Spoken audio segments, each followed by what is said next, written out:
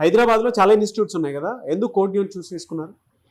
Initially నేను June ఆ టైంలో ఉన్నప్పుడు నేను చాలా హెచ్సిఎల్ ఇలాంటి వాటిలలో ఫైనల్ ఇంటర్వ్యూలో ఉన్నాను. అన్ఫార్చునేట్లీ సమ్ రీజన్స్ వల్ల అవి పోయినాయి.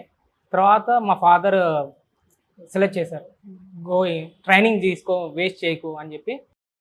నాకు ఇంట్రెస్ట్ లేదు ట్రైనింగ్ మీద, ఎందుకంటే నాకు వేరే పర్స్పెక్టివ్ ఉంది ట్రైనింగ్స్ మీద, వాటి మీద. ఆఫ్టర్ జాయినింగ్ ద కోడ్నే నాకు చాలా డిఫరెన్స్ కనిపించింది. నా పర్స్పెక్టివ్లో, ట్రైనింగ్ ఇన్స్టిట్యూట్స్ పర్స్పెక్టివ్లో నాకు చాలా, ఇది అన్ని ఇన్స్టిట్యూట్స్ లాగా కాదు, డెఫినెట్గా కొంచెం చాలా డిఫరెన్స్ ఉంది వేరే ఇన్స్టిట్యూట్స్తో పోల్చుకుంటే. మీ ఫాదర్ ఏం చేస్తుంటారు?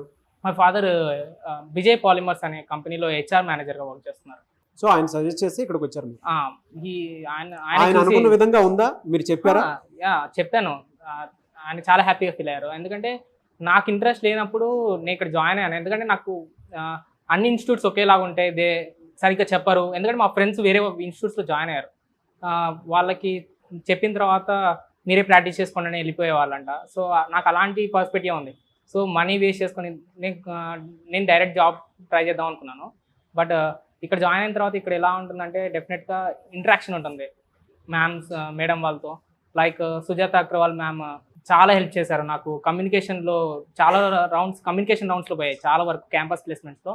సో నాకు ఇంప్రూవ్మెంట్ అనిపించింది. మ్యామ్ చాలా హెల్ప్ చేశారు. అండ్ కాంపిటేటివ్ కోడింగ్ నేర్చుకోవడంలో సౌమ్య మ్యామ్ చాలా హెల్ప్ చేశారు.